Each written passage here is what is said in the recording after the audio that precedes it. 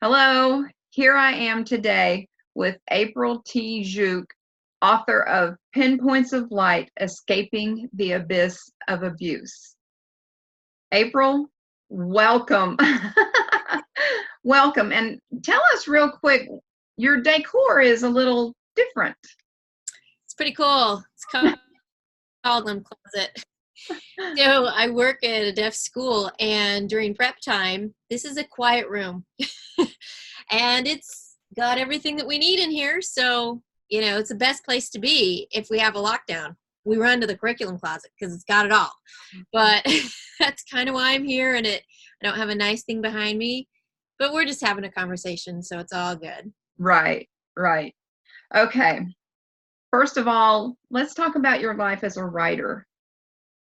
Does writing energize you or exhaust you? Writing is the fuel of my life. Yeah, it energizes me for sure. Yeah. Awesome. I love that. What was an early experience when you learned that language has power? I learned about the power of what we can construct when I started to read my first real book, right? And I was Little House on the Prairie, Little House in the Big Woods kind of girl. That's where I started. And when I fell into that book, I fell in deep. I became Laura Ingalls, the whole works. Anytime I would shut the book, the movie, the music, everything would just kind of die down. And I thought, where have I been? I'm this young kid, completely transformed and transposed into just a completely different world. Experience of that ever happening to me, because I was a struggling reader. And so for the longest time, words and reading were just something just to get through so you could get to recess. But I had a wise teacher that saw some things that I connected with and helped place a book at a level that I could understand regardless of what anyone else was doing. And when I fell in deep, and I just thought, I know I can paint with words too. And, Wow. And there it started. Awesome. I love that. So is there any other, say other, because you admire yourself, you have to love yourself. Right. Is there an author that you truly admire? Yes, and it's one that probably a lot of people say, but it's the truth for me. It's J.K. Rowling. And it's not necessarily that all of the stories of Harry Potter, obviously I'd read more than just Harry Potter. What I admire about is obviously a background, a backstory, that kind of thing. But what I love most of all came from an interview that I saw of her. And the very first thing she says is that she's a writer. And then he starts to fire questions. And she had one-word answers for everything. And I thought, that's what I want in my life. I want to be that clear to know what to do, how to do, everything like that. Obviously, she paints beautifully and has captured millions upon millions upon millions. So it sounds kind of contrite, like, oh yeah, everyone can say that. But I think in knowing and reading more about her and following interviews with her, you really think and know from her background, from the loss comes such love. In writing what we lack and writing what we feel we've lost, we find a way to show this ultimate power of what love really can. And for me, that's another big connection.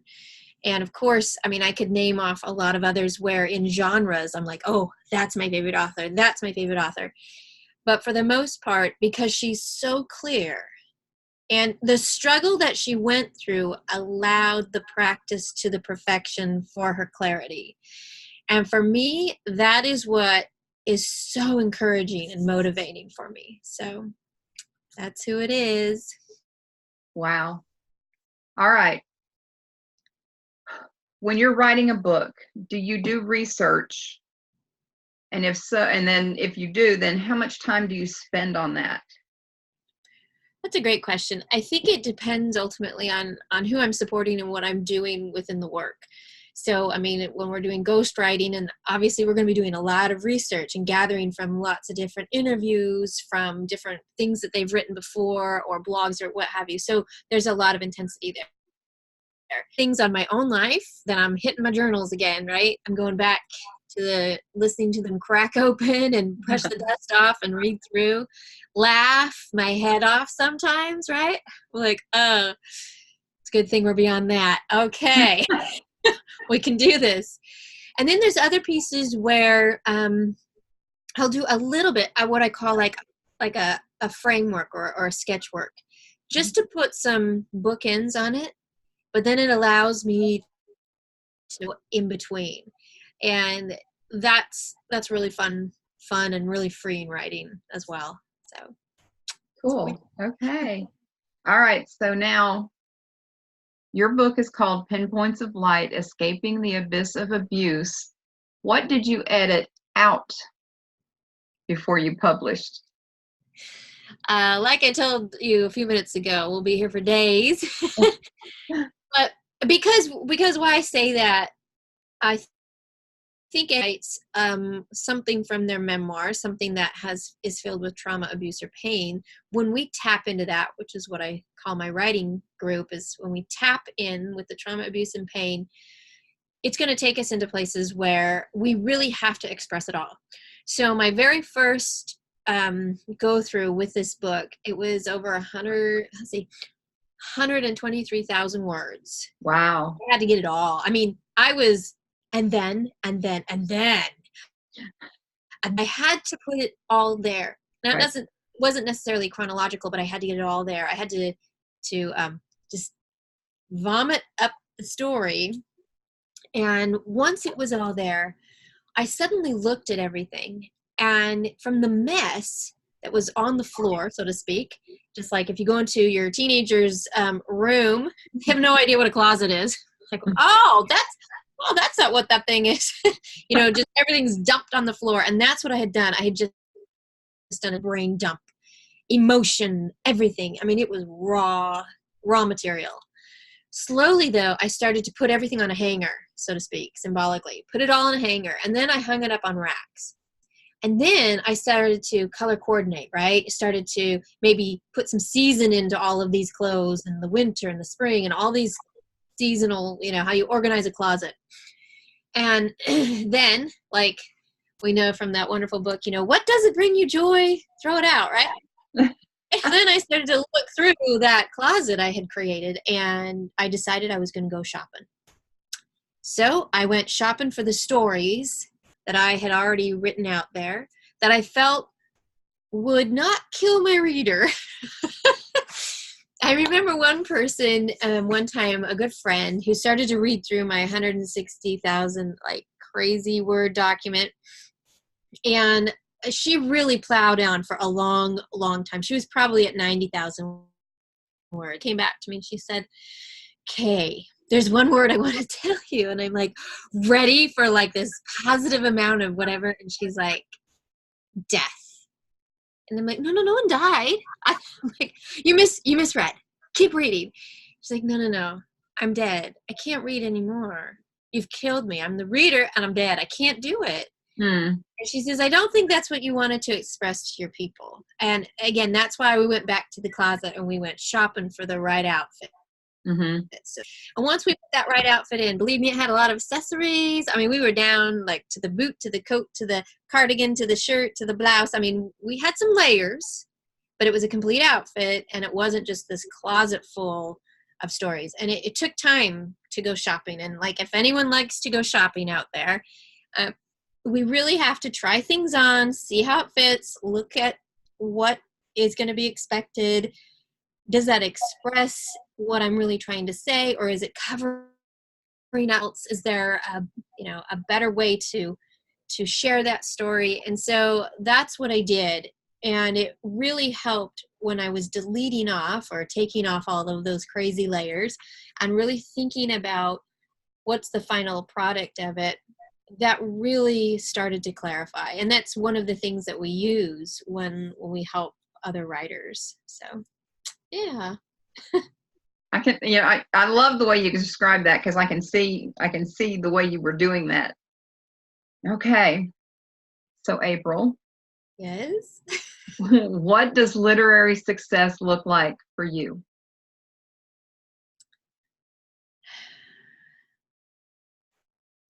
I have to kind of qualify that if I can. Okay. So for my book, Pinpoints of Light, because I have 7 other books within me, for this particular book, the literary success would be, X amount of sales, part of it, but really it's turning it into a movie. And so that we can have 2 things happen. The 2 goals that I set out for the book were, first of all, that there is hope in everything. And he, the Lord Savior, he will not ever forsake you. He will be there. And sometimes it's buried, sometimes it's hidden, and sometimes we're in the darkest abyss and we cannot see it, but he never leaves. So I want everyone to know that there is always an ultimate hope despite all situations and circumstances. I feel like that's why we have the story of Job, to really help us out, because it's not a comparison thing. It's I can understand an empathy thing. And when we get to that point, that's my very first thing, is that there's ultimate hope. And the second is to open up the conversation of the elephant in the room that no one wants to talk about, right? And this isn't just over the community or over there with those people. This is a worldwide problem. Just in the United States, 1 in 4 women will be in an abusive situation. 1 in 3 in the world.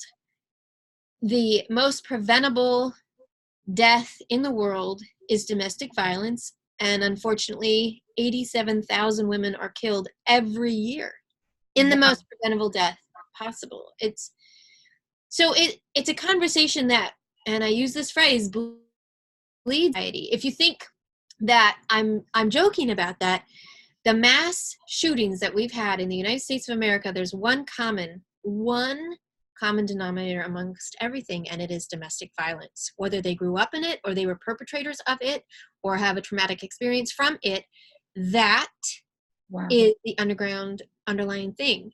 It's not mental illness. Now, I have to qualify that. Do I think people that abuse others might be suffering from some mental illness? I do. But as far as what are in all of the hard, concrete data and evidence, that's our underlying thing. That impacts all of us. And and then there's more and more and more statistics. Almost $9.7 billion a year are lost by companies because of, the woman is at court, they are recovering from a hospital, they are in mental health treatments. All of these things are happening. Is the giant conversation that we don't like to talk about. And because it hits so close to home, some people, oh, it's a women's issue. Oh, it's here. Oh, it's there. No, really, it's in all of our faces. And if 1 in 4, if you think that you work in a place of 16 people, that's 4 people just in that small group right there. Right. That isn't something that's not going to affect me. No, it really does. It really does. So that's the reason why I wrote the book. So the literary success is to have the sales, obviously, so we can have the conversation. But more importantly, I feel like to change this into a movie really gets the conversation even more in depth of what is it that's happening in our society? What can we change just within our own families? I'm not big on, we have to implement all of these crazy policies. I am big on the golden rule. I am huge on that. And that is so individualized, and it is so family to family, neighbor to neighbor, where real change, grassroots things actually happen. And so that's ultimately what I want to see with this particular book. With other books, it could be, a myriad of other things. But can I share one story? Oh, go ahead. Okay. I have to tell you, when we were all together at a writing conference, Souls conference, many there heard an incredible gentleman named Skip Pritchard speak to us about his circumstances growing up, what he learned from his parents and the mission that they were on, and helping so many people. While he was speaking, I had that impactful moment to get this book in his hands. And of course, what I call my shame shadow, old Shamey, came right up and like, you know, who book? Oh, he's got all it, right? It started to list it off. And I just stopped it. There wasn't any magic to it. I just decided to stop that. And I signed my name and I held the book. Well, I knew things were going to be happening, so many other activities after that.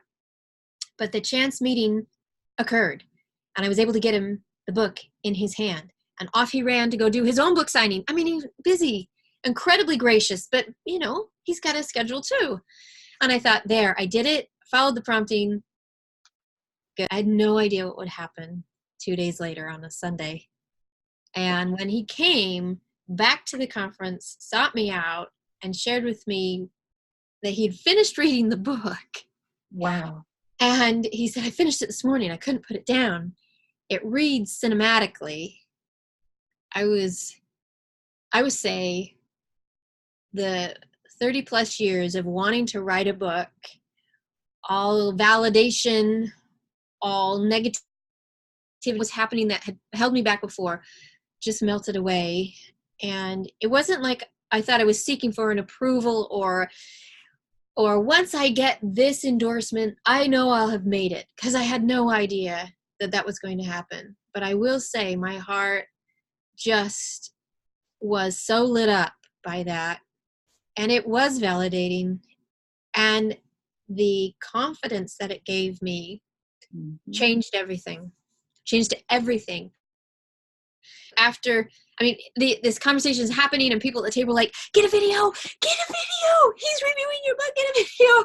Like, oh, okay. So my poor husband's like trying to pull out the phone and we get this quick little video. It was fabulous.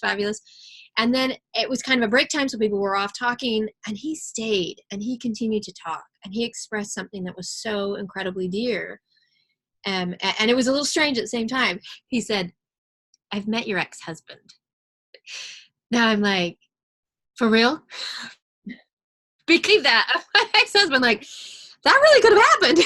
And he's like, no, not actually, but I know his character, I know his persona, because so many people with drug addictions and alcoholism and mental illness came through his home, the story that he shared. And he's like, I was a roommate with somebody just like him. I can totally, and he's like, that's why I couldn't put it down. You gave him his space, even though he was the perpetrator of all of these other pieces, still gave him a piece of light and an opportunity for him. He still has to change. And I'm like, well, isn't that for all of us? If we can't truly believe that, then what's the point? But it doesn't have to be with me. You can go do it with therapists and in jail, fine and dandy. But no one is lost. So, I mean, Skip's validation on that. And he's like, and then I'm handing it to my wife and she has to read it. I was just like, ugh. It was incredible. It was an incredible moment of my life, which gave me a pivot point and the confidence to finally break through on something I had known since January of 2019 and didn't follow through because of fear. See, we're still all learning. That's right. Yeah, that's a long story, but that's it. I love it. Skip is a really a true Barnabas. He encourages deeply. It's not just a surface thing. He shares from deep within.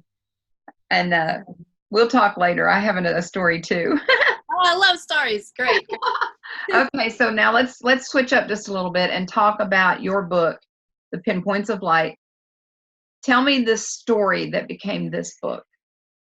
Obviously not the whole thing because other people need to read that, but tell me the backstory a little bit. Okay. Well, so I knew, this kind of sounds like I'll start from the back and then maybe jump to the front and hit the middle. I don't know. But I knew after I had experienced everything and I was finally safe that I had to share the story with people. And that was definitely there. The timing on it was like, just start practicing, just start writing. So I followed through on that, and that was good. It was healing. It was part of all of that, clothing dump and shopping business, right, that we talked about earlier. So the point of what I realized in writing the book, I'll share this piece, is that a new audience erupted from that storyline. And I won't share everything, but I will say that it's the story about an amazing woman named Gloria. When I finally decided to reach in and go deep and put her story in this book, I knew that changed everything from the victim to becoming a true victor. It helped to turn the tide, because I could even see in the writing, I wanted the habit of and then, and just this spiral. And I needed to include the spiral so you could see that we were down so far, but the shoot up and outward and towards light, how did that really work? And they were small, and then it was just like zoom. And so her of Gloria is definitely that piece of the book which allows the hope and the conversation to really happen. So you write this book, it's the subtitle being Escaping the Abyss of Abuse. You lived that abyss. I did, yes. When we had started off, I kind of used this symbolism of, if you look at a photograph and the photograph of a sunrise or a sunset, and it's just a still photograph, you don't know, is it a sunrise or is it a sunset? Which way is it going? You don't know. And so when we got married and started into the beginning of our life, I would, assume it was a sunrise. Here we go into the day of our life, right? And all of that. Well, it was actually a sunset. And so we had rays of light and blasts of color. And as the twilight takes over and the darkness sinks down, we were in it. And degree by degree by degree is how it happened. There are other abuse stories where, they cross the threshold and it starts in. This was a little bit different because I describe abusers in two categories. And the first category is that they're a hunter. And hunters groom their prey. They camouflage. They lure them in. They get them to the trap. And then they attack. And they can attack with words. They can attack physically, spiritually, financially. The weapon is whatever will lead and keep their captive. And those are hunters. Others, which the category is more narrow, which I call caged animals. They're usually caged within something deeper. And for my ex-husband, it was bipolar schizophrenia. The mental illness held him trapped.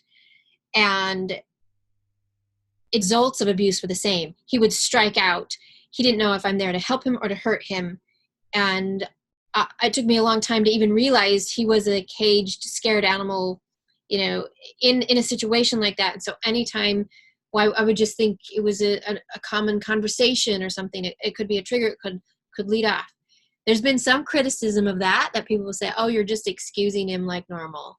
No wonder you're a victim. You just can see the excuse on everything. Okay, well, whatever what they're going to think. But in the two categories of being a hunter and an abuser, a caged animal, the piece of having some type of control is the same. Now, whatever baggage they brought into the marriage, into the relationship, came from some type of trauma, abuse, or pain that they experienced, did not process very well, did not become healthy with it, and use these other methods to try and figure out their life, to numb it out with addictions and whatever, or to, control things and sprinkle in some addictions. Why not? So it's an intense piece.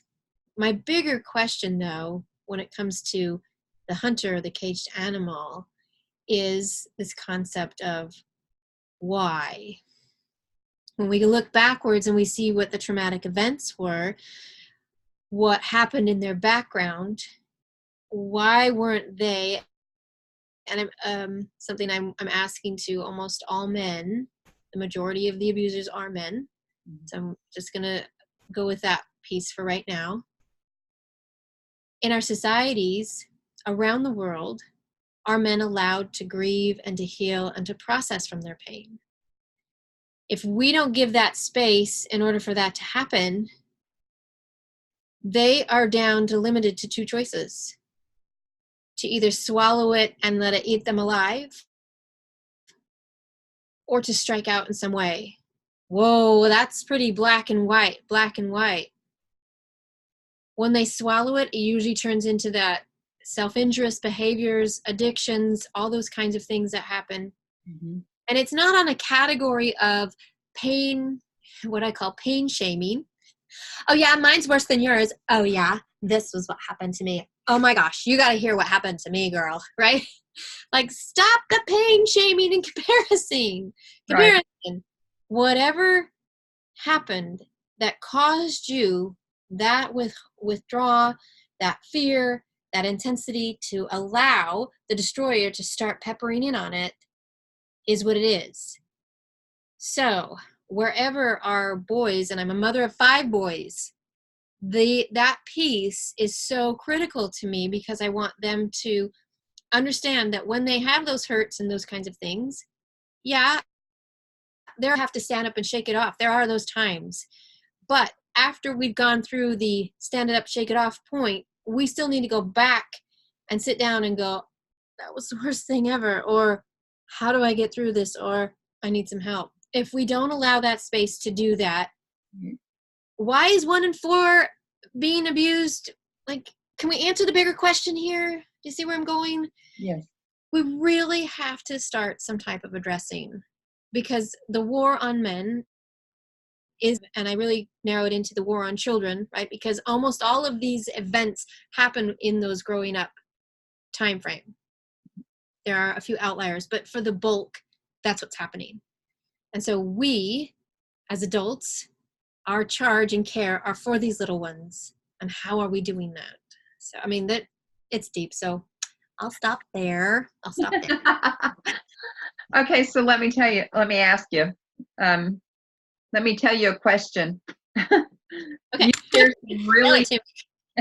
You share some really traumatic things in your book. How were you able to do that? I have to say, through the license of writing, I was able to do that. One of the hardest pieces that I wrote was, I'll probably get a little cry on this. Shoot. Because it's not about me. It was about my ex-husband. It's the chapter called The Fort. I know, because I'm raising little boys that are at that same age. And that was a story where I had to allow the words to paint it. And like in many paintings, if you've ever seen a painter begin, you're thinking, how is this ever going to turn out? Right? With the color choices, the mixing, the dab over here, the happy little tree over here, whatever, you're just think, this is really going to work.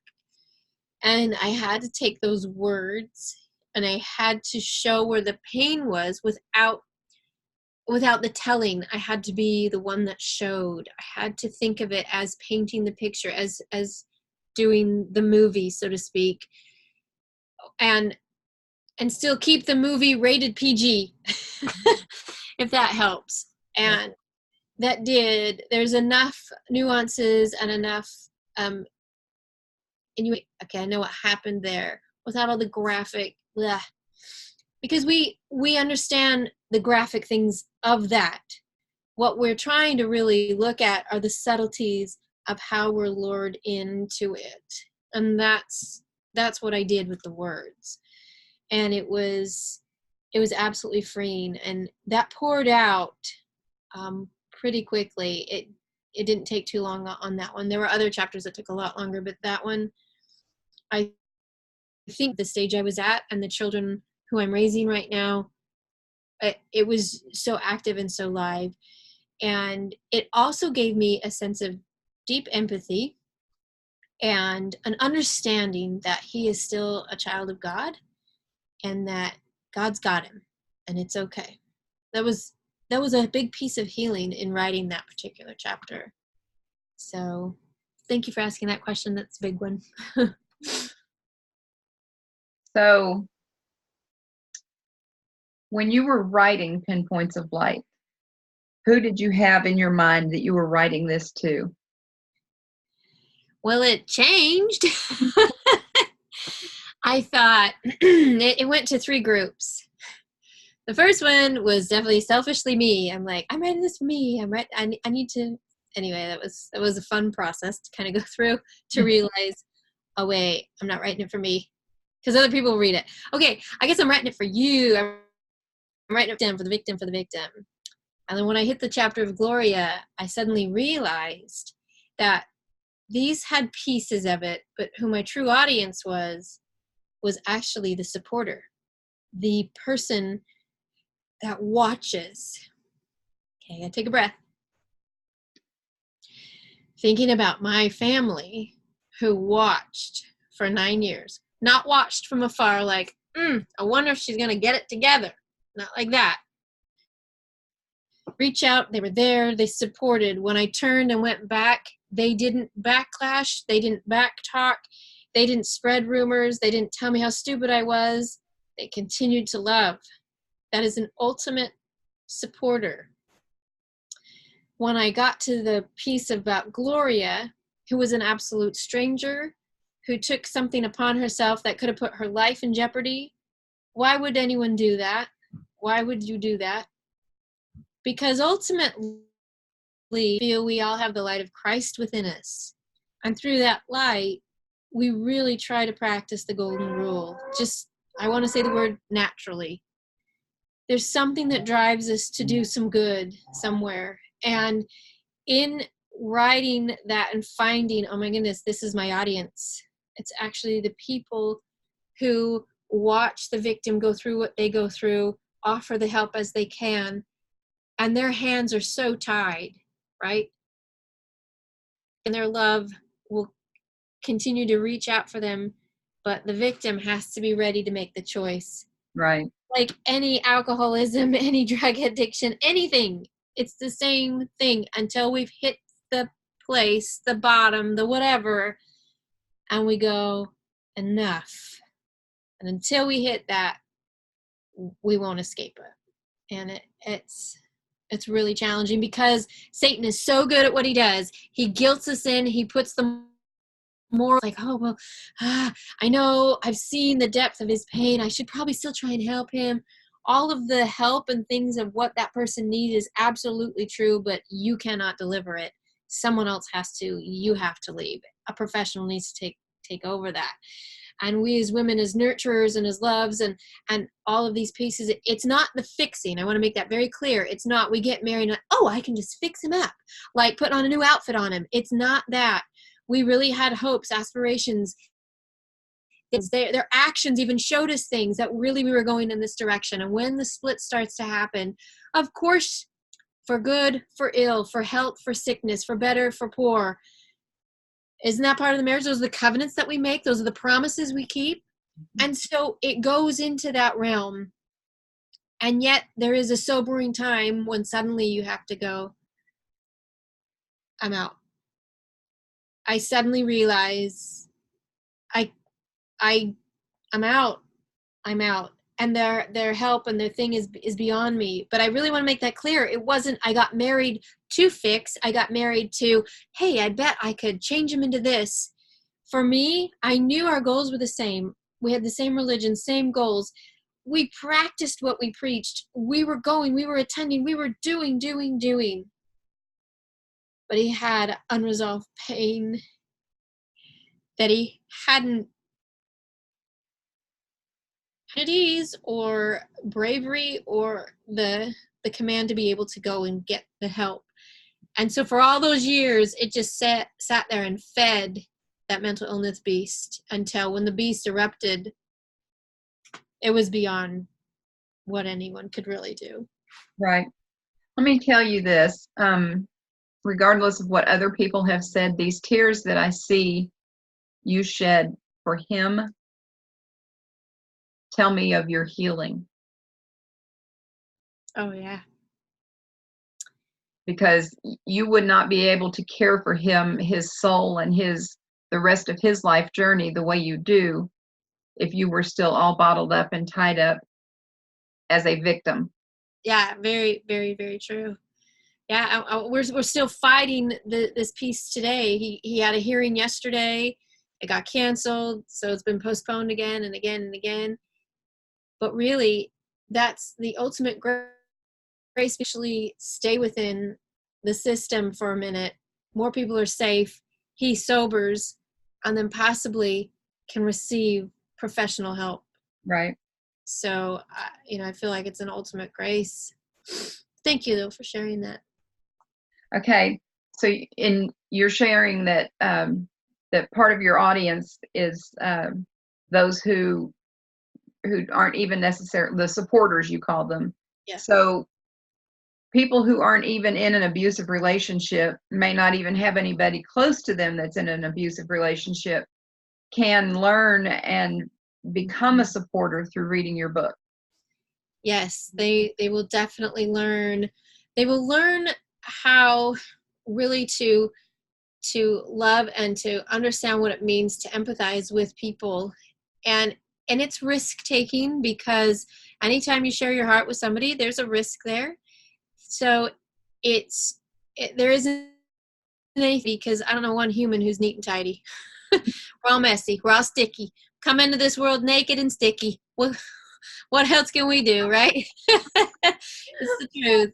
Right. So in that supporting, you do find a piece of really how to love others and not try to fix others, and not try to, oh, well, here's a program. There you go.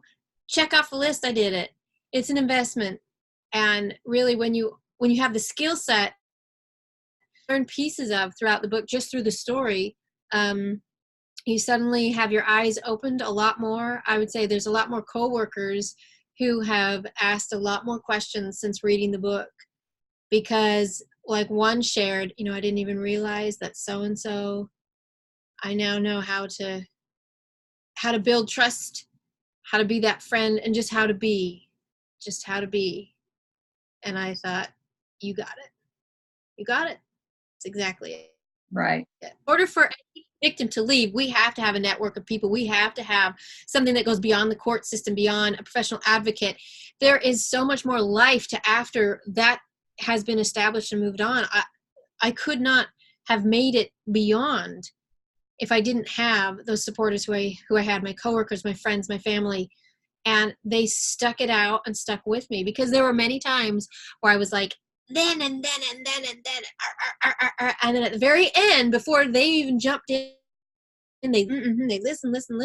At the end, I would say something like, "But I still love him," right? And if they would have been like, "Leave," or "Yeah, let's dump this, let's go," if they had done anything like that, and then I do that switcheroo, I know I can't trust them, because I'm still lost in the victim. I'm still lost there, right? I can't tell you how many times my sister in the car sat with me, as patient as Job, listening and listening. Next few years, listening and listening again. And then in a few more years, listening and listening again. And when I finally took off, I'm sure they had like party fireworks, but I didn't hear about it. I didn't hear about any of that, which is fine. But I think they were all high-fiving, and they were probably like, finally. But again, they were just like, I'm here, steady as she goes. And that's beautiful. So. Yeah. Okay, so I'm thinking I already hear the answer to this question, but I'm going to go ahead and answer it. What do you hope that your book will achieve in the lives of your readers? I really hope that they know, when they know somebody who's in an abusive relationship, they can give them this book as hope to know that you can get out. And then the second is to have the hard conversation, in which within our own communities, our own church groups, within our own neighborhood, maybe within our own family, we learn how to support the one that is in such struggle. Give them the ultimatums. We don't count it down and 3 strikes, you're out. It's a completely different thing when they're in abuse. It's just like the involvement and the risk taking, all of that is a piece, but you can, here's the key. You don't go in to a telephone booth and put on the Superman outfit and say, I'm going to be your hero. Heroes are not supporters. Heroes take on all their shame, take in all their thing and try to fix. Nope. A supporter is, they can climb down in the hole, they can climb back out of the hole. Oh, need to go back down again? They can climb back down the hole, and then climb back out again. They are not being buried within the hole and together, hold my hand, let's go. It's not like that, because the victim has the ultimate choice and power. And when they feel empowered, watch out, they're out of there. But if they feel like you're setting terms, you kind of subconsciously have become an abuser in the mind frame mentality. Yeah. Does that make sense? Oh yeah. There, it's not like, I didn't think I was an abuser. You know what I mean? It just, if you start to exercise control over someone else, or wishing or hoping, just do it this way, you've lost the trust, broken it, and they'll end up staying longer. So really, it's having the conversation and knowing that there's ultimate hope to get out. You have given all of us a lot to think about. And this, I've been touched by this subject myself, and I know some others who have too. So, it's a subject that's dear to, I don't want to say dear to my heart, but it's one that I understand, and I would love to see it eradicated worldwide. But you and I both know that's not going to happen until the Lord returns. But if starfishes, let's do it, right? There's one. There's another one. That's right. Right. So I thank you so much for coming in and talking with me and sharing this. And I'm hoping that even this conversation will help somebody who is either in abuse or someone who knows someone in abuse will say, oh, wow, I need to do something. Mm-hmm. There is hope. And I need to, if it's a friend that I know that's in an abusive relationship, let me start being that person for her that's solid and consistent and just love. Yep. And yeah, I appreciate you so much for sharing. You're and I appreciate you for writing the book. That's amazing. Thank you. Something happened last week, which was really powerful. And I got an email from a friend, and she had become a supporter for someone through work. And when that person said, I'm ready, it's time to leave, it's time to move on, she contacted her and she came into the home to help do some packing. And the book was on that woman's nightstand. And it's things like that just think, okay, I didn't know that was needed, but he did. Yes. He knew that was needed. I can't foresee those things. I just know that if I follow and trust in the process, the right people, it'll be placed at the right moment. So, right. And it's very humbling because it's not me, it's someone else. Yes. Yes. Well, thank you so much. I appreciate your heart. I appreciate your passion. And I hope that every goal that you have for this book and the other 6 are just beyond attained. Thank you. You're so kind. All right. Thank you, Shay. This has been great. Awesome. Thank you now. You're welcome. Bye-bye.